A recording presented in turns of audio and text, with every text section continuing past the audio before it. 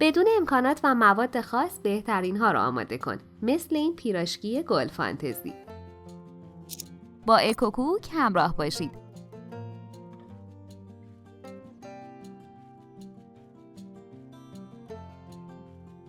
یک قاشق غذاخوری خمیر مایه، 1.5 قاشق غذاخوری شکر، 1 قاشق چایخوری نمک، 1 پیمانه شیر ولرم، 1 پیمانه آب ولرم داخل کاسه بریزید و 1 دقیقه هم بزنید.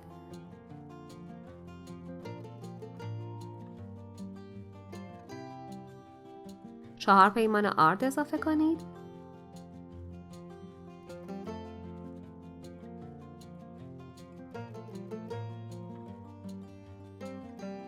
با دست مخلوط کنید و ورز بدید.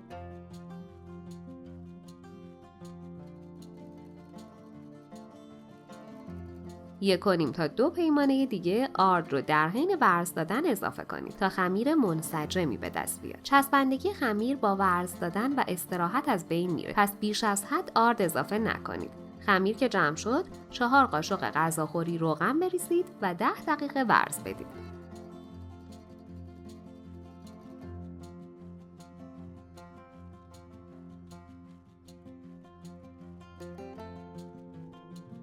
روش رو با سیلیکون بپوشونید و 1 ساعت استراحت بدید تا حجم خمیر 2 برابر بشه. سیلیکون رو جدا کنید. پف خمیر رو بگیرید.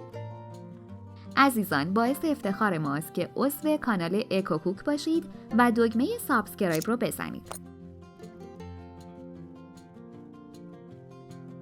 یه چانه کنید و روی سطح کار بذارید.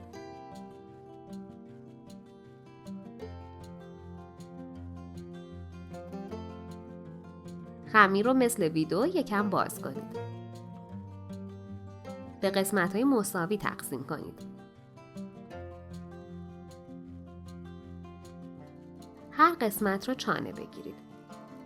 اگه هر روز سر درست کردن غذا کلی فکر میکنی و نمیدونی چی درست کنی، پیشنهاد میکنم کانالمون رو که کلی غذاهای فوری و جدید که همگی با مواد در دسترس و ساده درست میشه رو داشته باشی که مطمئنم خیلی به کارت میاد. روشون رو با دستمال مرطوب بپوشونید تا خشک نشه. حالا دونه دونه چانه ها رو روی کاغذ روغنی بذارید. با انتهای 1 استکان چرب شده روی خمیر گودی ایجاد کنید.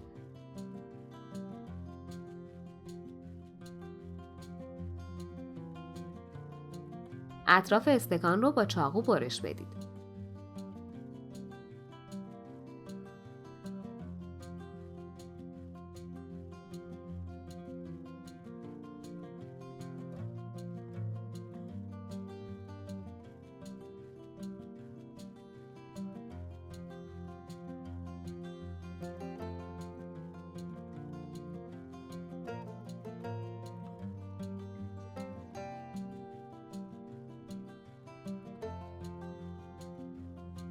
با انگشت انتهای برش ها رو به هم بچسبونید تا شبیه گل بشه.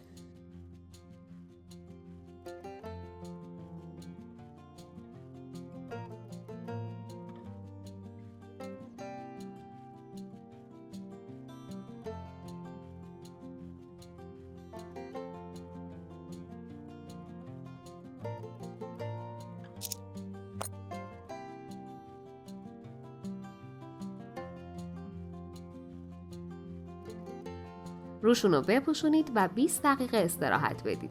با کاغذ روغنی داخل روغن داغ و فراوون بندازید تا شکلشون تغییر نکنه و پفشون نخوابه.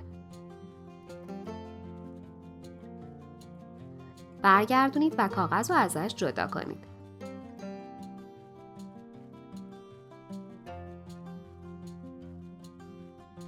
طرف دیگه‌ش رو هم سرخ کنید تا طلایی بشه. از تابه خارج کنید و روی دستمال آشپزخونه بذارید تا روغن اضافه‌اش گرفته بشه.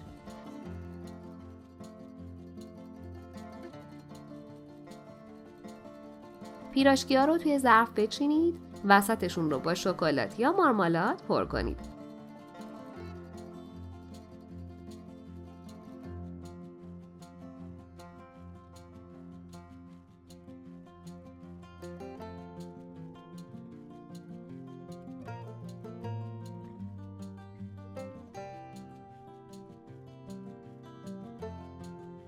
با این دستور خیالت از بافتش راحت باشه. نوش جان.